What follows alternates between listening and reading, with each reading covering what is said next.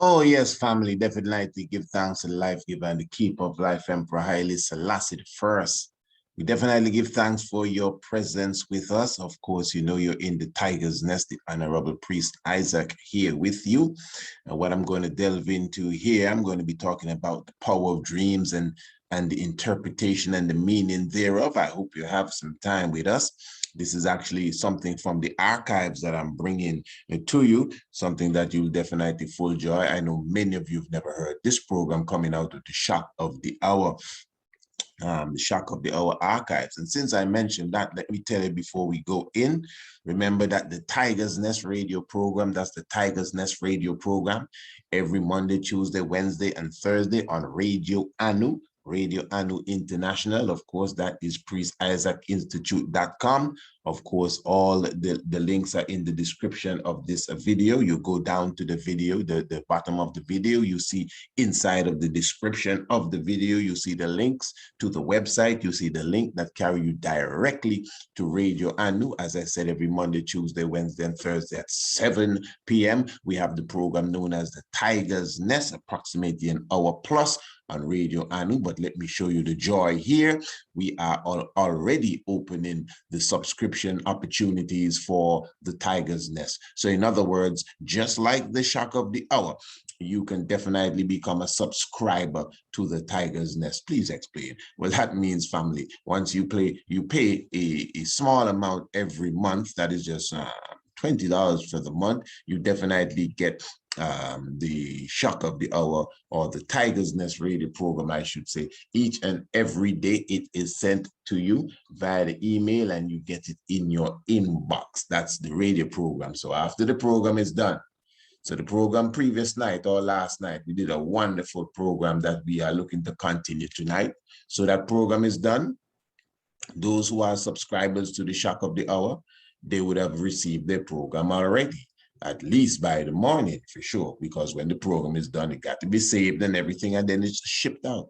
Now, so if you've missed the program, if you didn't get a chance to listen to the Tiger's Nest program, if for some reason you regularly cannot listen to it, at least as a subscriber, you are sure to have it every day as a part of your collection in your archives. And that's like pennies. I worked it out to be like somewhere between 35 and 50 cents per program.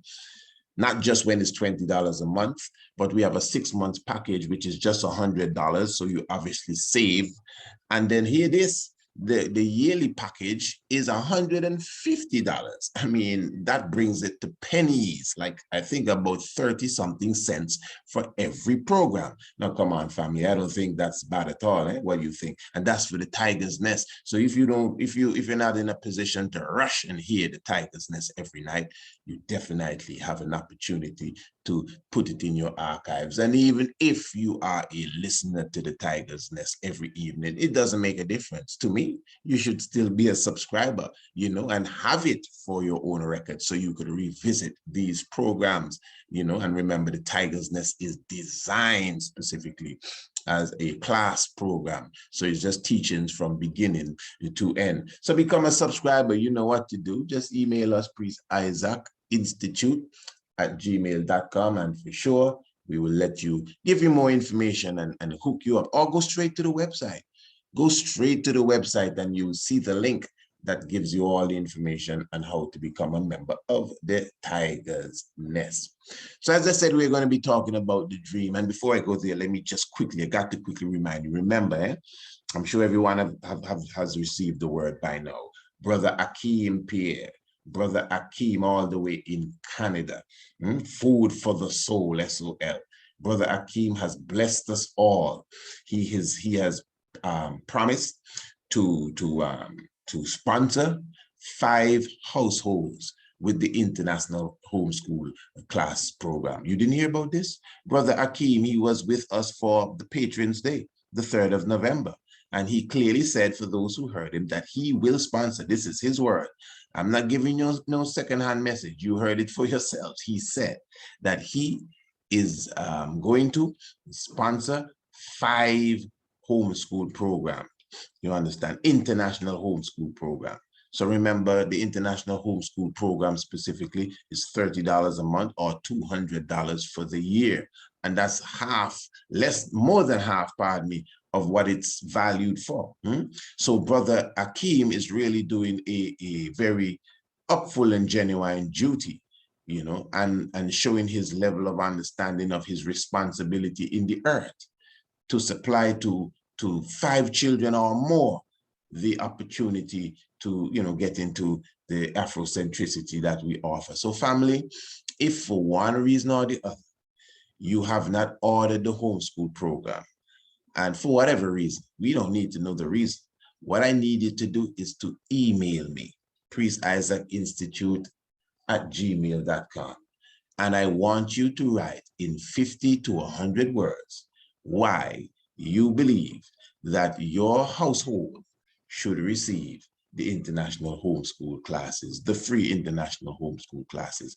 5 of them has been donated by Brother Akeem, and we at the Institute, we're going to put 2 more to his 5, so we have 7 homeschool programs that we are offering no charge to 7 households, not just 7 children, you know, 7 households. If you're a lady that lived in the shoe, this is a good opportunity now. You can see that the Most High is shining down on this homeschool program to make sure that all the young ones, as much as possible, can get an opportunity to gaze on it and to take it in. Because I'm telling you, this program here for sure, this is like a bottle of vitamins, man. This is definitely going to assist, repair cells, uplift the mentality, especially when it comes to the child's appreciation for their Afrocentricity. And that's why I push it, man, because this is something from my heart that I know would benefit the young minds. So definitely just contact us. And it's nothing hard, parents. Come on, do it for the young ones. It's not for you, do it for them. And it's for you too. It must benefit you. Just 50 words. Just type 50 words and let us know, priest. This is why I think my family should have the international homeschool program. And then we send it to you if you are one of the 7 that we pick. And that's all, you know, very easy stuff. All right. Anyway, as I said, what you're going to be listening to now is actually one of our previously done shock of the hour programs, for sure. And that was a subscription program, just like the Tiger's Nest. And we're just going to express to you some of the information we were dropping as it relates to dreams. So yes, family, meditate with me as it relates to dreams. Hey, that's the program that they have. You hear 2 voices? All right, follow on. And this is going to be a nice program, by the way. I'm telling you, very nice. I hope you're comfortable. They're comfortable. I got them ready. And usually I would tell them, which is the truth, that I'm not necessarily a dream specialist. Oh, that's the truth. I'm not. I mean, I could, I guess, hear what a dream is and use my common sense and try to figure it out. And you may believe I would do a good job at it. But, well, let me just repeat again. Take it from me. I do not consider myself a dream specialist. But still, whether you're a specialist or not, I think we all so-called dream. We prefer to say vision. So once you vision, you should become a specialist. If you walk, you should be a walking specialist. If you talk, you should be, you know, a specialist of talking because you do it. So the fact that you do it, you should know what you're doing, have the best understanding of what you're doing. So there must be some basic understanding of the process known as dreaming, that if you understand, comprehend it, it should help you to even interpret your own visions that you have in the night. So not being the specialist, at least on this aspect of it, I just want us to go through this documentary that is entitled, Why Do We Dream? And let us see if we could get some information on the subject area that we can utilize to enhance our understanding of what happens when we go to bed at night and see all of these different animated pictures concerning our lives be for us. So here we go. Why do we dream? This is one of life's great unanswered questions. Given that we spend around 6 years of our lives in a dream state, it's no wonder people want to understand why we do it. Sure, there are theories, and I'll get to them, but there's no clear consensus on why we do it. No one really knows for sure. Or do they? Dreams are strange, to say the least, and for many of us, they hold great significance. So much that we like to share them with others at length, if we can even remember them, and try to interpret their secret and hidden meanings. So, do they actually hold any real meaning? Well, I have some ideas. Before we get to some of the bigger questions, let's just look at what goes on inside the brain as our nighttime adventures take their course. While sleeping, we go through different cycles of the 5 stages of sleep. These are divided into REM sleep and non-REM sleep. REM simply means rapid eye movement. It explains itself, right? The first 4 stages are non-REM sleep. These are restorative and for the most part, dreamless. As we move through these initial stages, our brain activity slows. But about 90 minutes after we finally fall asleep, we hit stage 5, REM sleep. This is when the dreaming really gets going. When we're in this stage, the body is, for all intents and purposes, paralyzed. Your heart rate goes up, your blood pressure rises, and brain activity returns to near waking levels. The paralysis in REM sleep is caused by the release of glycine, an amino acid from the brainstem, onto your brain's motor neurons. It's suggested that this paralysis is nature's way of preventing us from acting out our dreams, and that's probably for the best. The limbic system is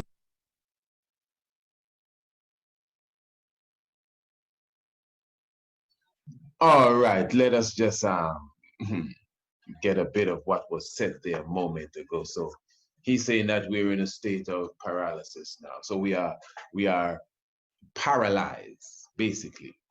Certain what's going on here? Yes, certain chemicals have been released basically in the brain when we go into the realms sleep or the REM sleep stage. And because the nature does not want you to act on the visions that you are about to have now. So it releases these specific chemicals into the body that paralyzes you. So when it speaks of paralysis, it's talking about a state of being paralyzed, you know. All right. And of course, let me just say that this is coming from ARCHAEOASTRONOMY, so you could get the fullness thereof, and at least you know where it's coming from. It explains itself, right? The first 4 stages are non-REM sleep. These are restorative and for the most part, dreamless. As we move through these initial stages, our brain activity slows. But about 90 minutes after we finally fall asleep, we hit stage 5, REM sleep. This is when the dreaming really gets going. When we're in this stage, the body is, for all intents and purposes, paralyzed. Your heart rate goes up, your blood pressure rises, and brain activity returns to near waking levels. The paralysis in REM sleep is caused by the release of glycine, an amino acid from the brainstem, onto your brain's motor neurons. It's suggested that this paralysis is nature's way of preventing us from acting out our dreams, and that's probably for the best. The limbic system is a pretty primitive part of the brain that deals with emotions, and is very active during REM sleep. It's made up of the amygdala, which is mostly the limbic part of the system. So it's good to know this. And I mean, this is what it's all about, eh?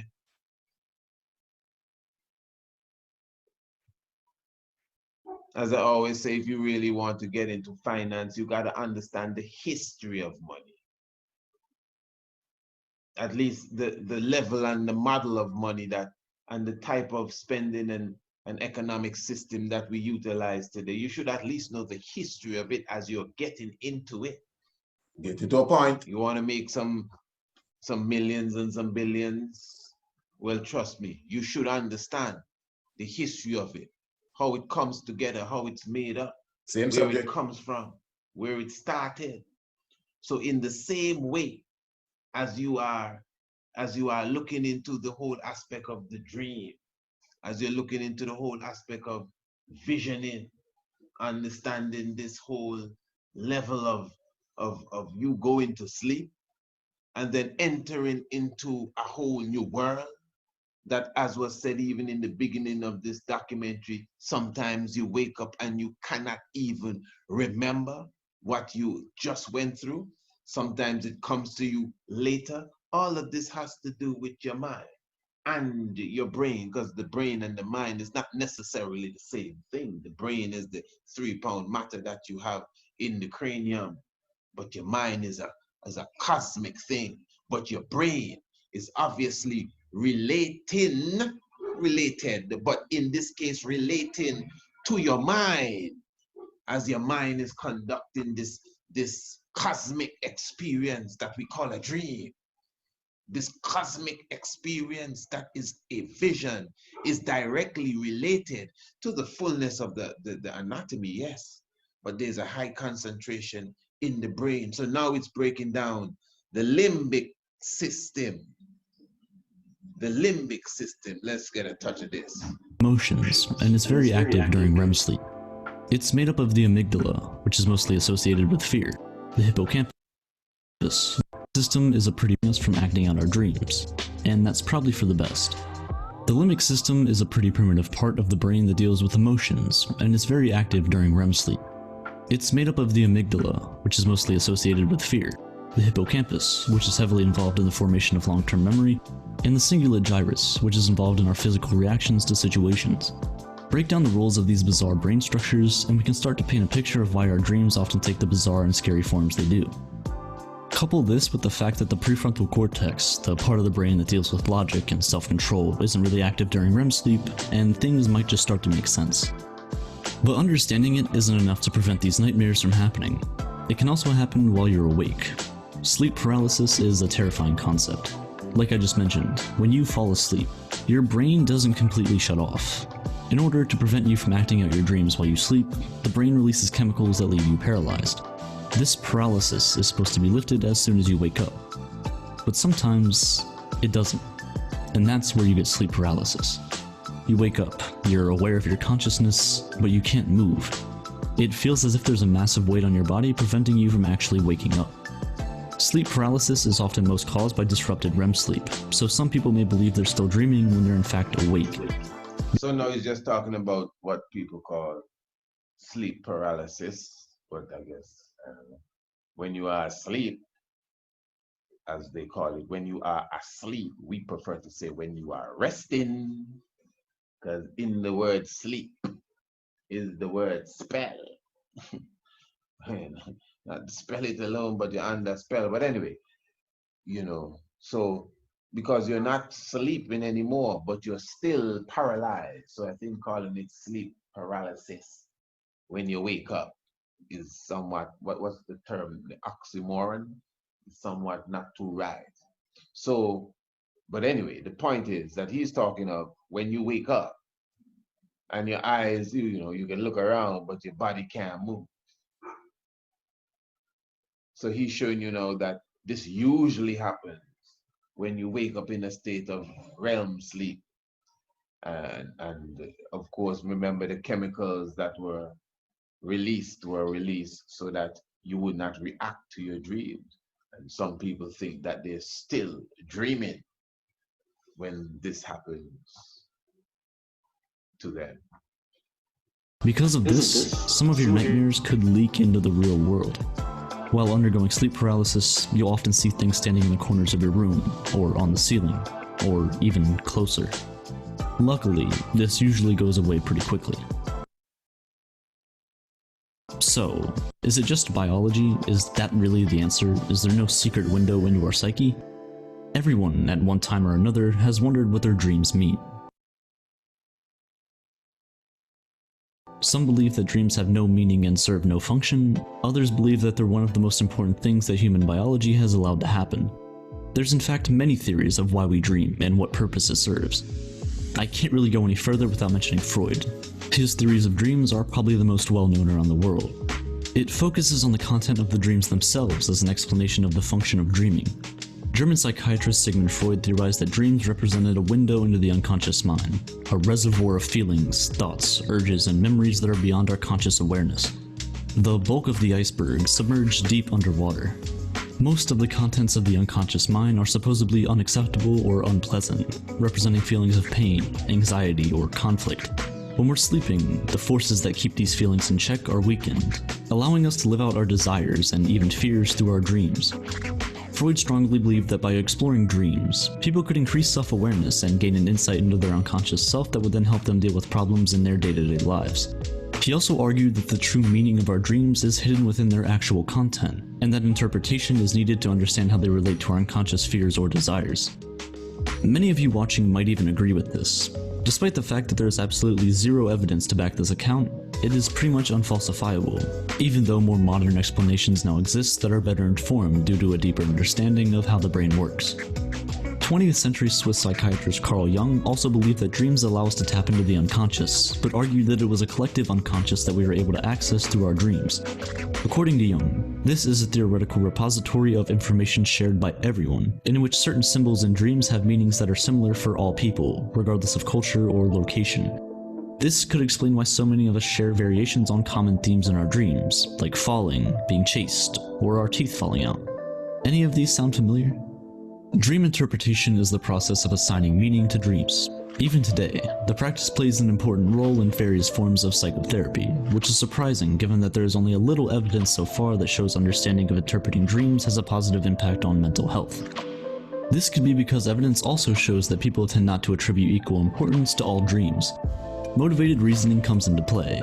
People are more likely to view dreams that confirm their waking beliefs and desires as meaningful compared to dreams that contradict them.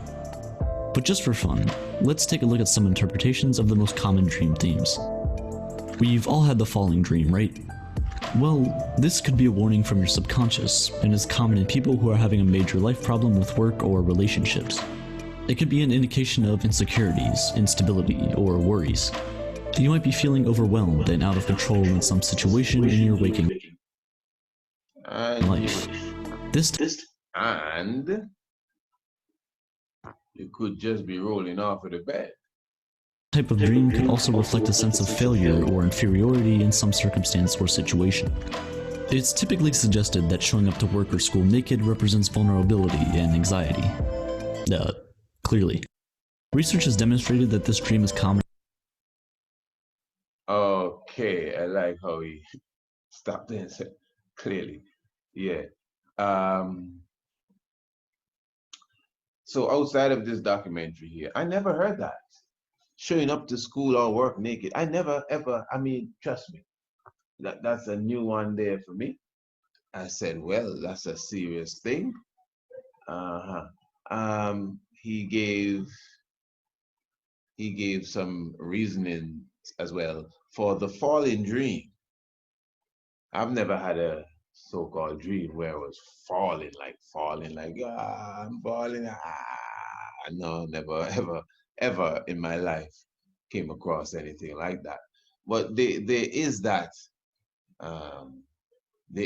quick flash that you get sometimes when you're rolling maybe too close to the edge of your bed, or you think you're rolling too close to the edge of your bed, and you actually do give this roll in your rest.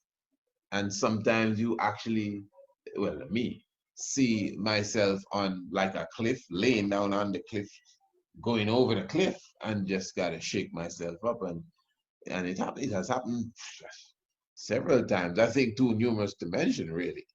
You know, because I mean, we go to rest, what people call we sleep every night, isn't it? So, well, most nights, and on a bed, and yeah, I mean, so it does happen. If you have gone through the sleeping process thousands of times, at least 10 to 11 times, you would have had that experience, or maybe more. That's what I'm talking about. So I've had that, and I believe most people have. I don't doubt it. But falling off a building kind of stuff, I've never, ever had that experience in a vision or a dream. That must sound like a dream to me. Falling and falling out of a plane. Or, no, I've never personally can say. If I did, well, I can't remember it, because that's the next story by itself. But as far as my memory, so like, no whatsoever. Definitely never showed up to school or work naked. So I mean, as I said, that's the first you know what I mean, to hear that one. But let's continue to listen to this. In fact, let me just put it back a little, you know, yeah. More likely to view dreams that confirm their waking beliefs and desires as meaningful compared to dreams that contradict them. But just for fun, let's take a look at some interpretations of the most common dream themes. We've all had the falling dream, right? Well, this could be a warning from your subconscious, and is common in people who are having a major life problem with work or relationships. It could be an indication of insecurities, instability, or worries. You might be feeling overwhelmed and out of control in some situation in your waking life. This type of dream could also reflect a sense of failure or inferiority in some circumstance or situation. It's typically suggested that showing up to work or school naked represents vulnerability and anxiety. Clearly. Research has demonstrated that this dream is common in people who have accepted a promotion, gone off to a new job, or who are coming into public view. Others argue that it means you may be hiding something and are afraid that others can see right through you. And despite the nightmarish feel of dreaming that someone or something is chasing you, it can be considered a positive message and a little prompt from the unconscious to encourage the dreamer to face a problem they've been avoiding. It's suggested that who or what is chasing you and how far away they are. Okay, hold on. Pardon me for interrupting again, but I don't want this to sound like a nice lesson, but a good lesson. So that makes some sense to your brother there, that if you constantly encounter this atmosphere of you running away, it may be an indication. Because remember, let's remember what was said prior to this. He brought in two of, I think, the more recognized psychologists in the field, being Sigmund Freud and Jung, you know. So these giants of the craft basically both link your dreams with cosmic activity, then, like the subconscious, really, but connecting it to, you know, desires and even future activity, which most people do. Most people see dreams as this mystic thing. Well, maybe I should not say most people, but people that you would see pay attention to the whole science of the so-called dream. Yes, they see it in the sense that it is an aspect that has to do a lot with the consciousness of a person, yes, and of course how they live and what they're into, their beliefs and what they expect in life.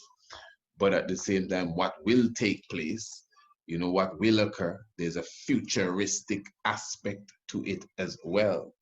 So when they're saying, if you are continually running away from something, that means you may be in a position where you need to face something that you are dodging, as we would say here in the Caribbean. You're dodging, man, you know, running away from a problem.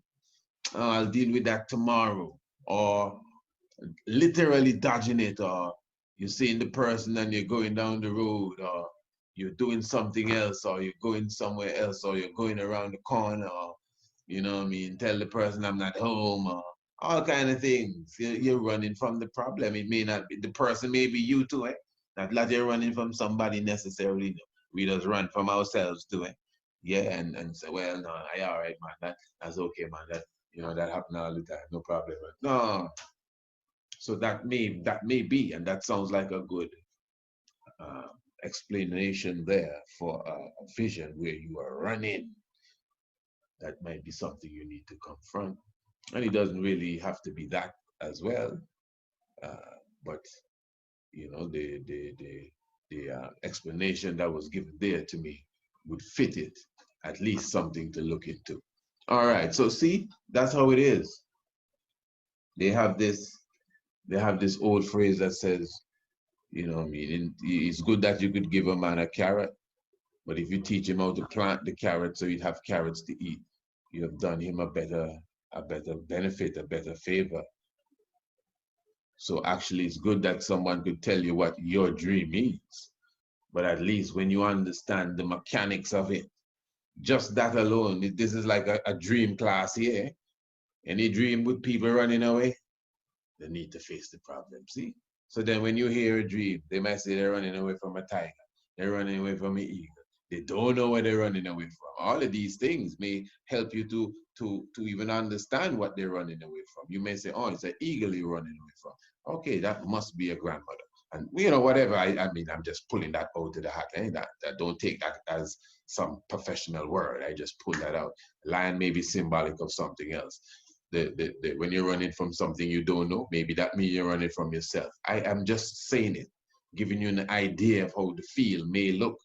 So when you get into the study properly now, you would understand these little codes and why you saw a green plant with a blue flower. You will know why.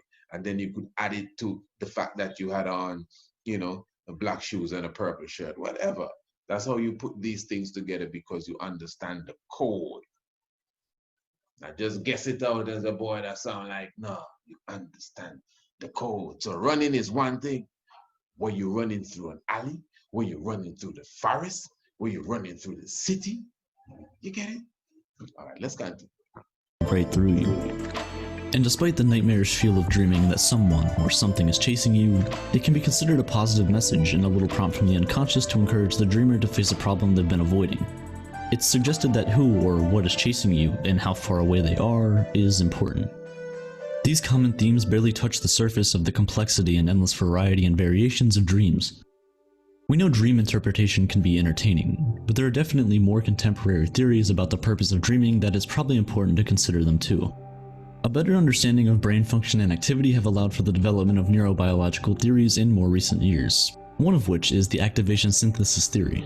Not quite as intriguing as the psychoanalytic approach, in fact it's pretty boring. This theory simply rejects the idea that dreams mean anything at all, which is disappointing. They could be merely electrical brain impulses that pull random thoughts and imagery from our memories. Activation synthesis suggests that humans can create dream stories after they wake up, in a natural attempt to make sense of the absurd. Okay, now, okay, well, that part there. So basically what they're saying here, you know, it doesn't really mean nothing. It's, in a nutshell, if I'm correct, it's just your thoughts. Now, you see, that's the next level. Another narrator says it's very boring, Z's, but let's just consider this. Yes, it's cosmic, as dreaming or visioning is cosmic, and astral projection, and you know, the ether world. Yeah, we get all of that. I'm sure it is. I am positive it is. And being visited by ancestors, all of this is the vision world, you know, this astral world that we go into when we go into one of the deepest, if not the deepest form of meditation, what we call sleep. And that is why in the true religion, there is there are protocols for how you sleep. But no, we're not into that. You know what I mean? We're not in too much rules. You're in the rules thing, and you too dread and all of this and all of that. Man, nothing wrong. If you want to sleep under the over the and your head over here and you behind it, that don't mean nothing. The stupidness. You can say what you want. But we have a master that understands the power of the grid of the earth. Yeah. We have a master that understands the ley lines of this planet and the movement and the cycle. Did you know that Venus, go ahead, brother, has a rotation that is opposite to that of the other planets? Tell them. Our neighbor, what's the current there? What's the meaning of that? It's our twin planet. There's something taking place. Do you see how a dynamo moves? So when a man teaches you to sleep with your head to the east or to the north, if you understand science alone and global physics and electromagnetic energy, you would fall in line and obey. Because every night you go to rest, head to the setting sun or to the south. This is not religion. This is science. It's connected. You see, if Freud and Jung says so, we believe. But when Emmanuel says so, well, you know what I mean? Yeah, And it's obvious there is a connection. In fact, you know, there are other books, since we need other sources. There is this book written by, I cannot remember the author's name, but it's a book on Melchizedek, where he speaks of there's a specific energy that, you know, that goes around the earth, like from east to west, you know, and when you pray and these things and you point your crown chakra to that position, the light can easily come in. Where it's blocked if you like, you're turning the other way with your head down. It's a mystic kind of concept, really. And yeah, I mean, that's it. We pray to the east and to the north. He also speaks of the powers coming from the north too.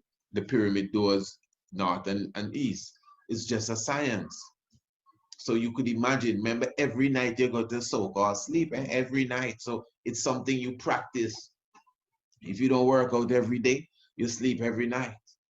If you don't practice your piano every day, you sleep every night. Even if you don't pray every day, you sleep every night. Even if you miss a night or two, you usually sleep every night. So it should be something you should be well versed in, a professional sleeper. But remember, when you sleep, you're under a spell. That's why we rest the physical. While the spirit don't need no rest, the spirit don't get tired. The soul is alive. Sleep is the brother of death, according to King Solomon. Yeah, you look at anybody sleeping, that's how they look if they're dead. Head to the north and to the east, because the energy, the focus, the vibes. So I'm saying now, the point I'm saying is, or making here, is that yes, it's a cosmic thing. And the cosmic don't just exist cosmic. You have to do things with your physical body to connect with the cosmic, the force from the cosmic. That is why you fast. You're emptying your body, your physical, your goodie, making sure all activity slows down, just as it says the blood pressure and everything is on a different level when you go into REM sleep. And at the same time, same thing when you're fasting, it helps you to connect more with the spiritual realms. Certain psychoactive materials that you use, like the tree of life, helps you connect to the spiritual realms. Just vibes, certain baths that you take is something you do with your physical self. You know, certain vibration you keep around you, certain music that is played as well, help you to connect with the spiritual realms. And that is to show you how mystic it is in the so-called dream realms, the so-called dream world. Because when you are awake, you can also go into that dream state. That's what they call daydreaming. That's what they call it, daydreaming. Now I'm saying all of this cosmic, but the statement that was made a moment ago was that dreams don't really mean anything. It's just you thinking. Now, this is the point I'm making. You never stop thinking. You never stop thinking. It is the truth. You never stop thinking. I honestly believe that sometimes some of our dreams is just our active thoughts. Not too much cosmic vibes or nobody ancestor coming to talk to you or none of that. Of course, I just explained, obviously, that I see that. But I believe that many of our dreams are just our own thought. That is why most people have already dreamed of where they work. If you go to school, from time to time, you have a dream of being in class. You know, any place that you occupy, the people that you know. Sometimes I honestly believe whatever realms you are in, because he just explained the different stages of your rest, of your sleep pattern or your sleep stage. There are different stages that you go through before you climax and I guess come back down as well. So there must be a stage within these stages that you just vision your thoughts. Just like I'm here thinking and I can vividly vision my thoughts. Maybe the paralysis have not totally sit in as yet. So I'm still visioning whatever thought I may be having. And it may not be a cosmic experience as such. So I believe there are different stages of that. And sometimes you have to know and differentiate between them. So I don't believe it's just one or the other. I think they both work together. I kinda get it. There are some holes in this theory too, though, the main one being that there is vast documentation of the realistic aspects of human dreaming, and evidence that dreams do reflect real-life events that are important or prompt for the dreamer. For example, a study in 2000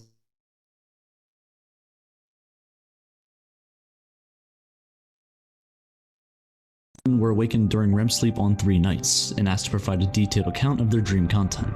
A positive correlation was found between the degree to which women thought about their former spouses during waking hours and the number of times their former spouses appeared as a dream character. In another study, researchers demonstrated that dreaming can help solve complex mental tasks. Participants were much better, 10 times better in fact, at getting through a complex 3D maze if they had napped and dreamed of the maze before their second attempt. This strongly suggests that certain memory processes happen exclusively during sleep, and that our dreams are not only a signal that these processes are taking place, but seem to be crucial to better performance.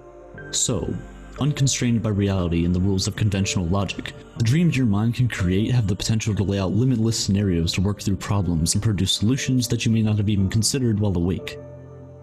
So, it turns out that dreams can be influenced by pre-sleep emotions, and can be really helpful for problem solving. So that's another theory put to bed. The continual activation theory proposes that the conscious and unconscious mind must remain continually active in order to maintain proper brain function. In this context, dreams function to consolidate working memories into long-term memories, and dreaming is simply an incidental result of the brain's need for continual activation.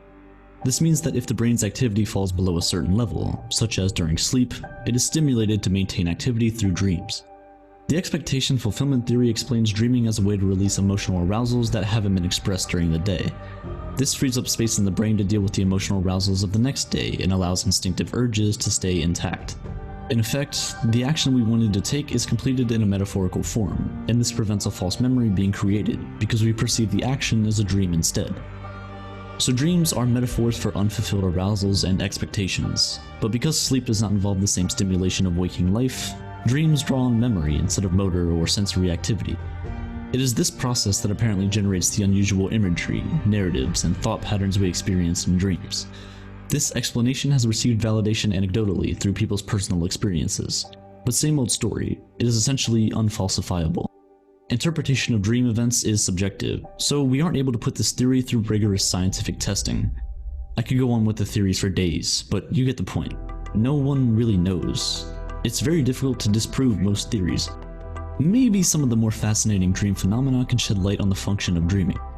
The term lucid dreaming was coined by Van Eden way back in 1913, although people were writing about this kind of experience as far back as the 1800s. It describes a state in which the dreamer is aware they're asleep, and sometimes has the ability to control events and actions. It most commonly occurs during late-stage REM sleep, and essentially allows your conscious mind to control something your unconscious mind normally controls. Lucid dreamers report being able to fly, taste, smell, and touch pretty much anything they want. It's more common than you think, with about 55% of people having experienced the state at one time or another. For starters, participants were asked to perform specific ocular movements if they became lucid while dreaming. By ocular movements, I mean moving your eyes, that's literally it. This is possible actually, and it's kind of ingenious, because eye muscles are free to move during REM sleep. By determining exactly when the sleeper was lucid dreaming, researchers were able to take recordings of brain activity during this state. The evidence showed some interesting and specific brain activity that represents a mixture of both waking and normal REM sleep. It also seems that the brain undergoes a specific altered state of physiology during lucid dreaming that constitutes a hybrid state of consciousness. Studies have shown that the prefrontal cortex, as well as the frontal, parietal, and temporal zones become activated. These areas of the brain are responsible for higher order cognitive functioning, including working memory, cognitive flexibility, planning, inhibition, abstract reasoning, the list goes on. So, besides being quite entertaining, why do it? Can we learn anything from it?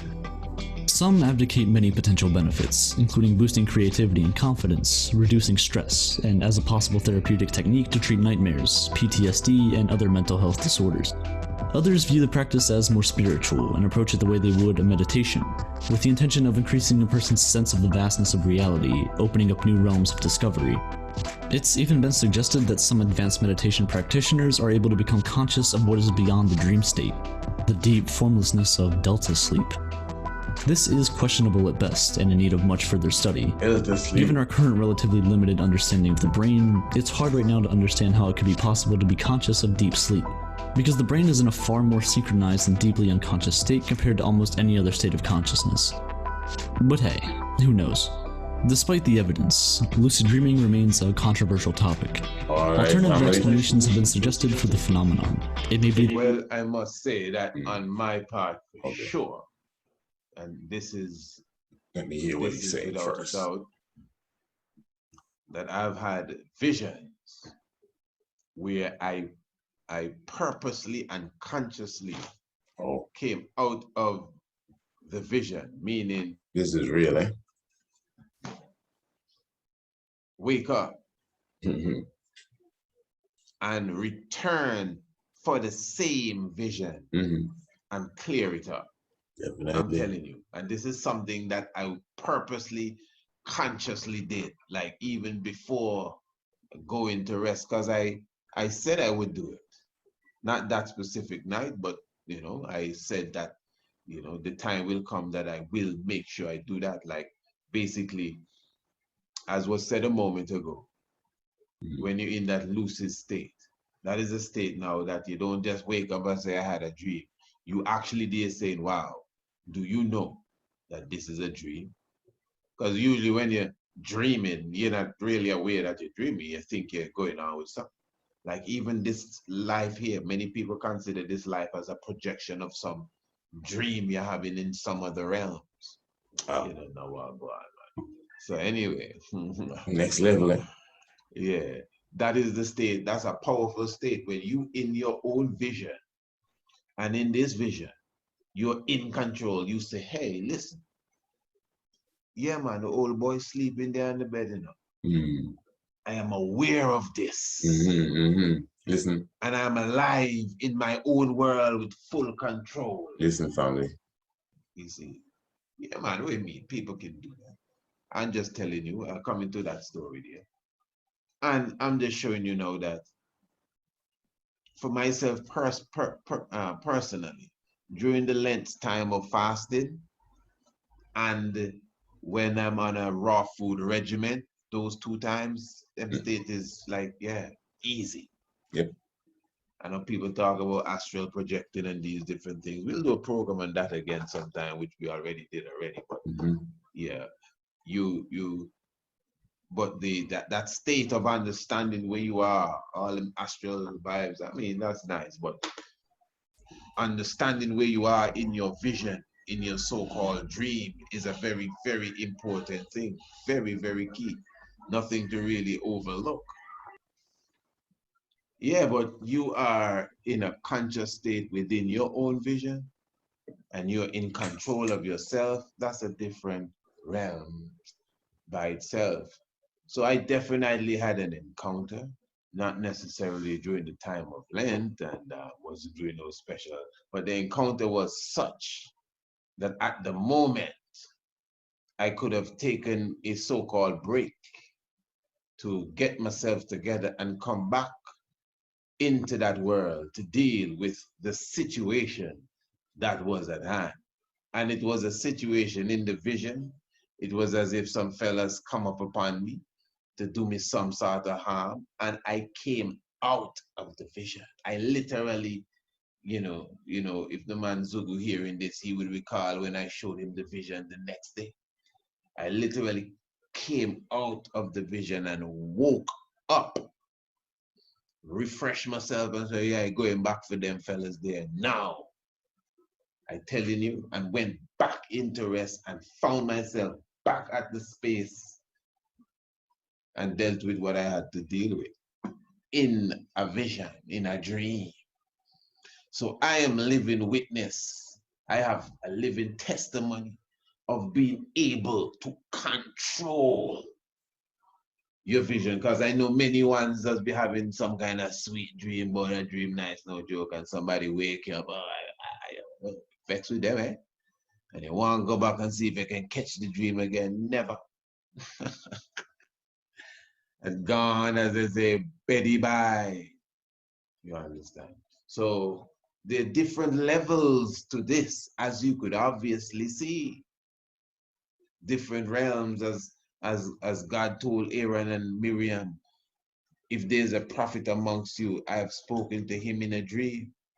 But it is not so with Moses, meaning that he don't talk to Moses in dreams. No, he might speak face to face. Wow. Which is obviously a different sort of experience, similar to the dream, but in awakened state. Very, very, very serious. When you're on them realms there, you better believe you're on another level. Hey, listen, brothers and sisters, our time is here. No, the time ain't here yet. Give thanks for your presence. Hold on, don't be running nobody. Give thanks. Let me come forward here. All right. As I said, you were definitely listening to a previous program that I did on the power of dreams, and I would just like to take up. I was just going to draw my chalice there, man, before he cut off. There we did it. But anyway, you know, Holy Manuel, Selassie, Jah. Rastafari, bless the Lord. Give me a second, family. I got to jar the chalice, eh?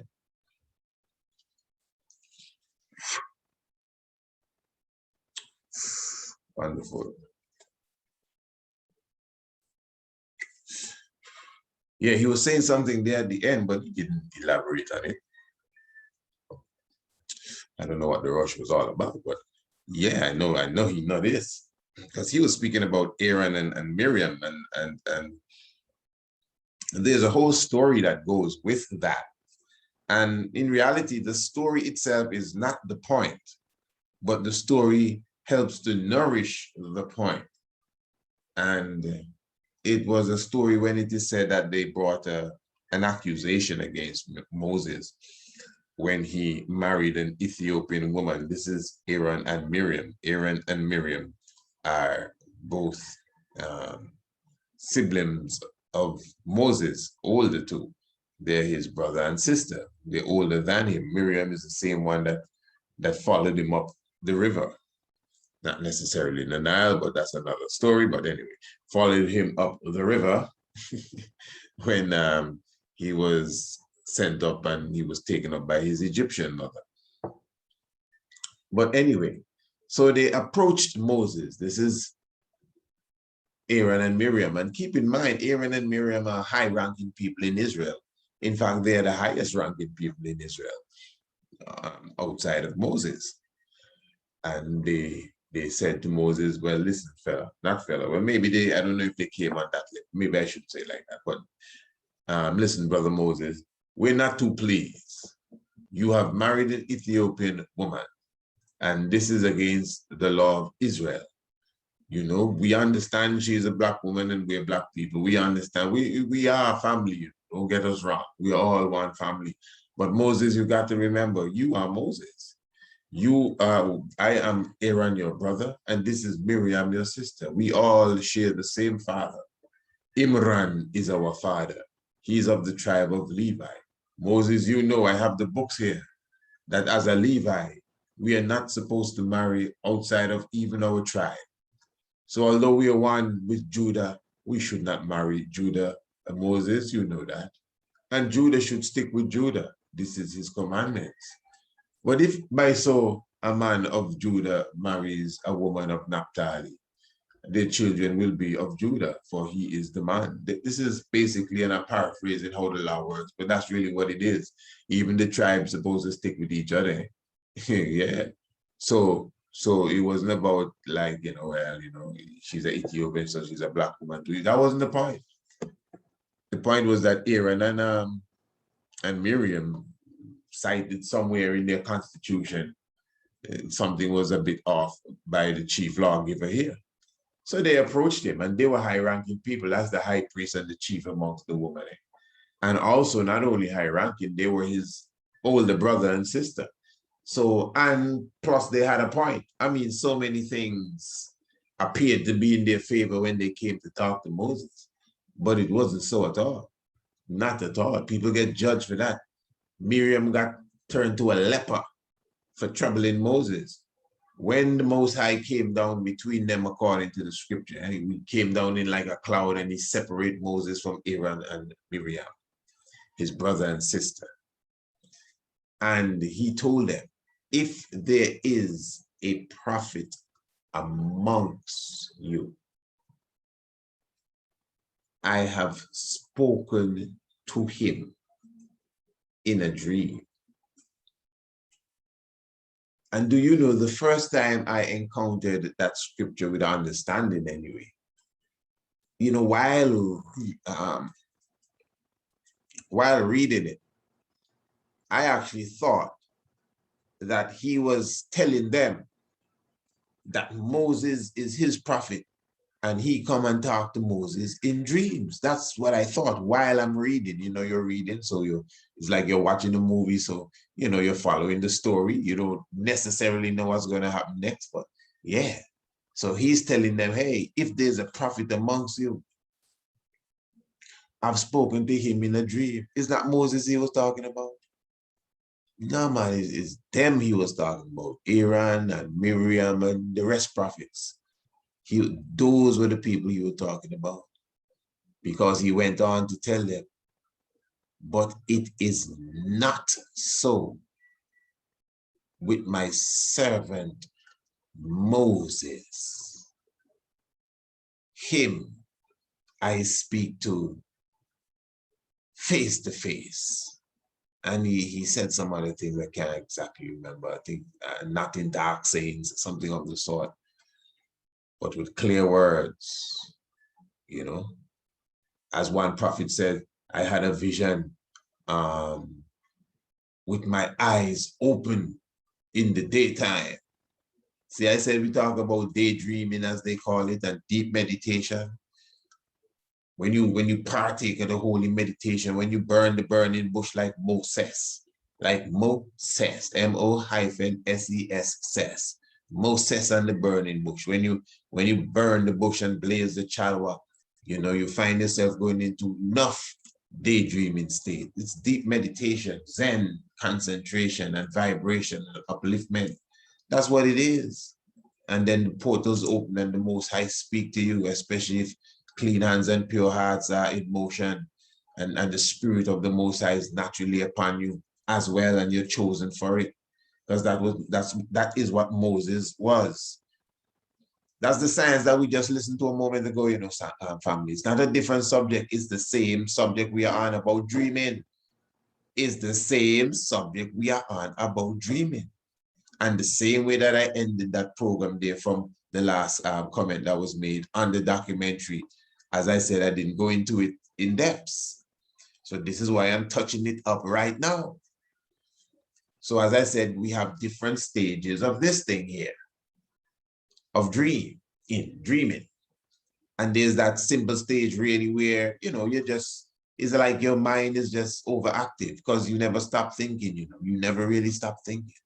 So whether in REM sleep or not, you're still thinking.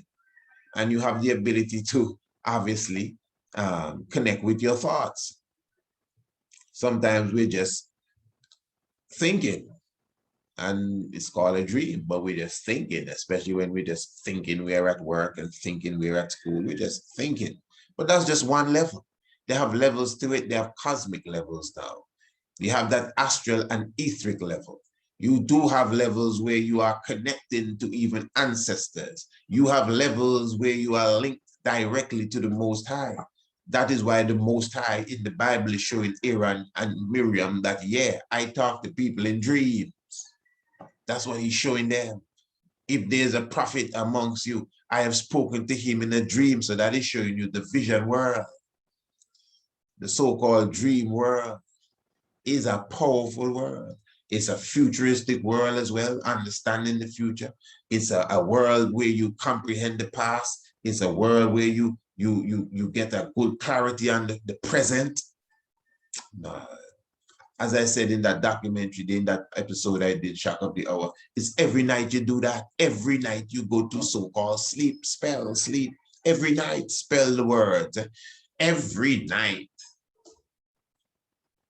I don't think you do nothing more than that. Sometimes you don't even eat for the day. Every night.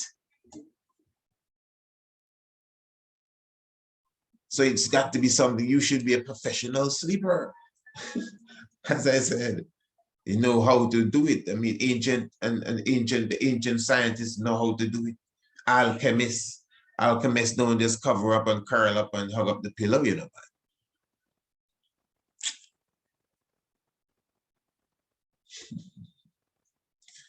Yeah, so there's depths in the dreams. But now here, we're not done. We're not done. But there's a next realms now to this so-called dreaming that doesn't even involve the sleeping.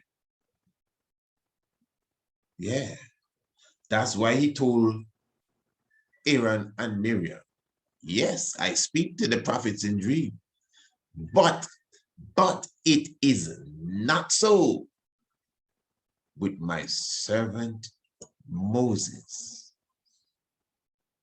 For him, I speak to face. And remember, Moses is a chief man. Eh? So in other words, Moses doesn't necessarily depend on the dreams. And I'll be very honest with you, family. Very, very honest, as I think I said at the beginning of that same episode. Maybe I didn't get that part in because you didn't hear it from the beginning. Eh? You got to tune into Radio Anu to get all of them archive programs, you know, Radio Anu International. Eh? The link is in the description below to get the fullness of all these programs. Some of you have never heard from the shop of the hour.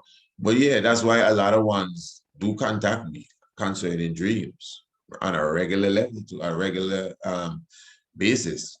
Nothing wrong, I'm just telling you, just a fact. You know, I never sell myself as a dream reader. I'm just telling you what happens. So people will, you know, tell me what vision and so what they had, etc., etc. But I do not style myself as no dream reader. I really don't. And I could tell you a little secret, honestly, just like the astrology stuff. I don't style myself as none of that. But, you know, I have an understanding of them things too.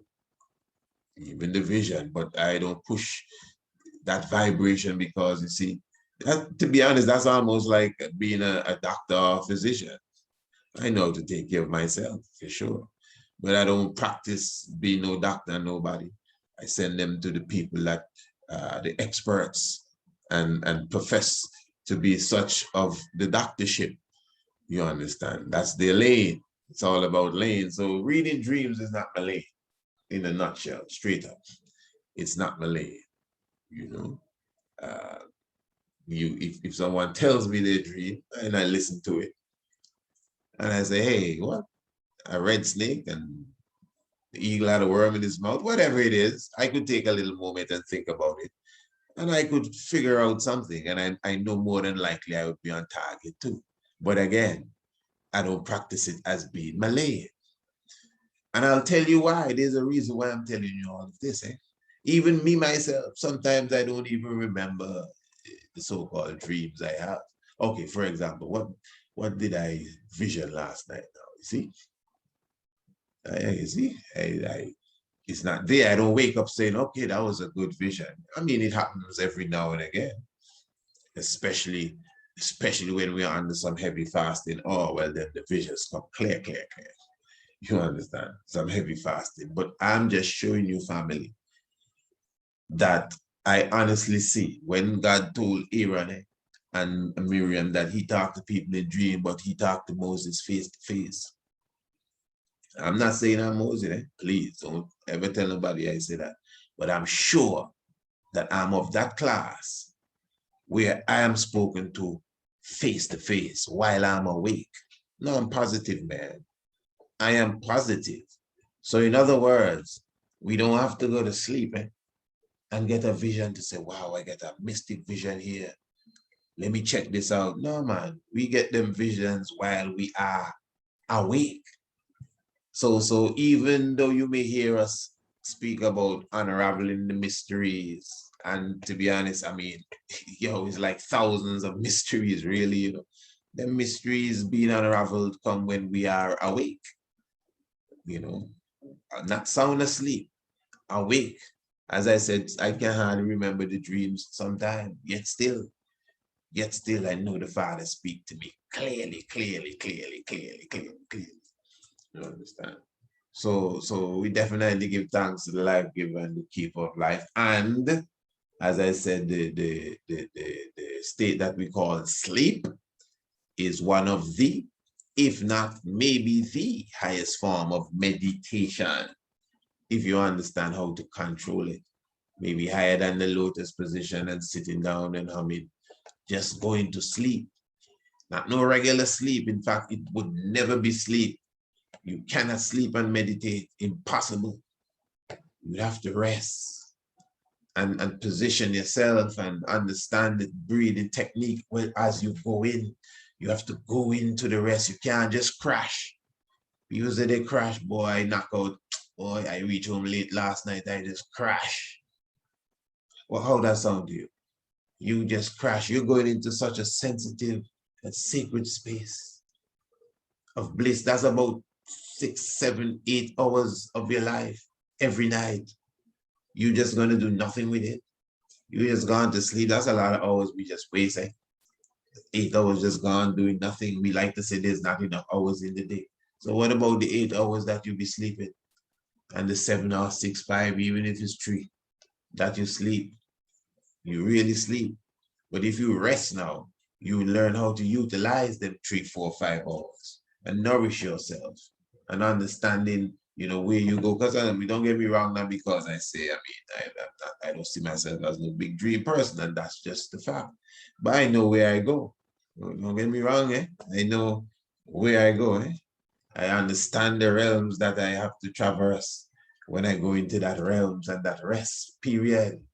I know who I visit and who visit me and who I commune with and sup with. So don't worry at all. I'm well in tune with what takes place, when the lights go out as well. So it's a deep science. We should look more into it. Don't just fall into sleep for granted. Start now. You're going to give it a 6, 7 hours tonight, or 5, or how many hours you give it. Start now, and take it as a meditation. And pray before you go in, kneel and glorify and let the blood rush to the brain, as King Emmanuel teaches how to pray. That's what happens when we kneel the way King Emmanuel teaches. The blood goes to the brain, renews the cell, enough biology and science taking place. And then resting head to the east fire or to the north. Yeah. Rest on your back. Breathe. Rest on my back. No, I like curl up and twist up on the pillow and my teddy bear. Well, it's up to you if you want to sleep. But if you want to rest and carry yourself to another plane, you got to do it. So I didn't make up the rules. That's how alchemy is.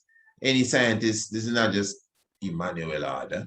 Any metaphysical or alchemical, I should say, scientist will tell you that.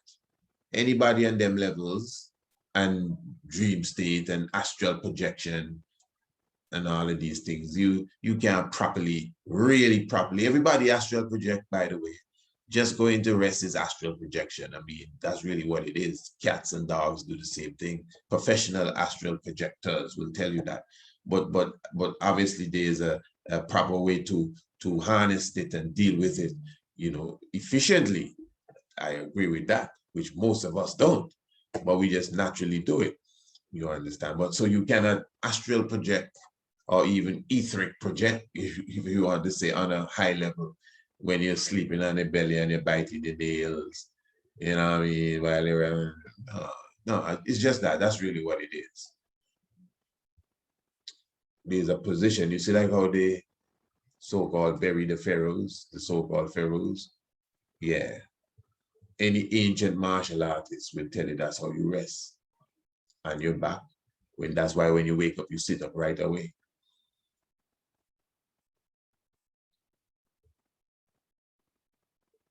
You don't have to do, I'm not telling you to go and do nothing to change your culture. But if you're serious about them 8 hours that you don't know what happened to them, I would invest them in some rest. Give thanks to King Emmanuel Order. And even the projection of when you're going to wake up and rise up and all of that. Anybody that know anything about waking up early at a specific time, no matter when you rest, you don't need no alarm clock. You will get up. All of that is a part of the resting system. And obviously resting contributes to the dream realms, the astral realms, the etheric realms. That's what I'm saying, the cosmic realms, because we visit all them realms, you know, when we enter into that specific rest. So yeah, give thanks to the life giver and the keep of life. Of course, you know, I'm going to remind you of the Tiger's Nest. That's this evening. Make sure you join us. As I said, we should definitely be more than likely continuing with the Akan Egypt connection. This time we'll be talking about the concept of God. And if not, we definitely will be doing that before this strong is over. But because we have so many different things we have lined up, because you see what happens, or what happened is that, you know, we already had a subject for tonight, but the program we did previous night or last night with O.C. Kwame speaking about the Akan connection to Egypt, but he was more speaking, you know, like by bloodline and these different things, that we are one people then, really.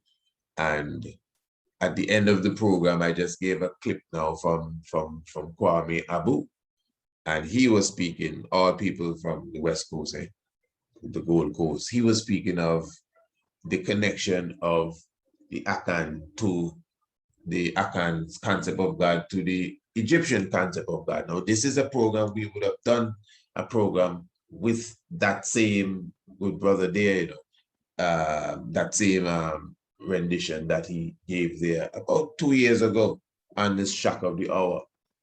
So it wasn't really a plan to go into it tonight, but following the energy from previous night program on the Tiger's Nest, we said that, hey, we might touch upon it tonight, and it seems to be more than likely that is where we will be headed. So join us for the Tiger's Nest. You know, as you can see, it's just enough knowledge and information and inspiration. That's what it's all about. You know, we're not here trying to force nothing down nobody's throat. You know, if you're a seeker of knowledge, this is the right place to be, because what we do, we actually bring, you know, different things to the table, you know, as much levels of information that we can to you. And that is why you see we have so many different subject areas and up-to-date subject, and we deal with even things that are going on in the world, plus different aspects of theology and so many different things we talk about, because what it is, knowledge is vast. Knowledge is not just one vision, then one tunnel, then this alone we're going to come and talk about every day. No, that's not how it is. Even if it's, you consider it a spiritual or religious or whatever, the Almighty God Haile Selassie speaks about, even in religion, one must seek for a secular knowledge, and that is a knowledge outside of a religion. That is just knowledge, really, secular knowledge, and this is what we should definitely strive for. All right. Hey, remember, you could catch the brother Rastafari Sabbatical. You know, his new channel is Rastafari. Right? Yeah, Rastafari Jews. Rastafari Jews. Check out the man Rastafari Sabbatical. That's the honorable rabbi, you know, Rastafari Sabbatical. You don't know how it go. They did originally take down, I think, his channel. And, you know, enough knowledge and information that the brother holding up the heavens there for such a long time. And, you know, I mean, you know, dispensing the word of Kadamawi Haile Selassie. You know, I mean, why on earth you'd want to take him out? You know, to be honest. And the brother's so cool in how he do what he's doing it. Just cool, expressing what he's expressing. But I know still, but sometimes he has some subject areas, you know, especially when he hit in the lodge, and so you could see it goes straight to the core. But anyway, Rastafari Jews on YouTube, you check it out. Enough respect to the Lion of Judah Society. We did a program the other day where we were utilizing some material from the Lion of Judah Society, and we we didn't mention that, and I thought that was an oversight on my part. So enough respect to the line of Jewish society at the same time. So yeah, life give and the keep of life. Family, give thanks for the love. Looking to see you with us in the Tiger's Nest Radio Anu. Remember, the link is in the description below. Check it out now, man. Check out Radio Anu now and see what's going on. Holy Emmanuel, I, Selassie, Jah, Rastafari. Blessed love, give thanks continually.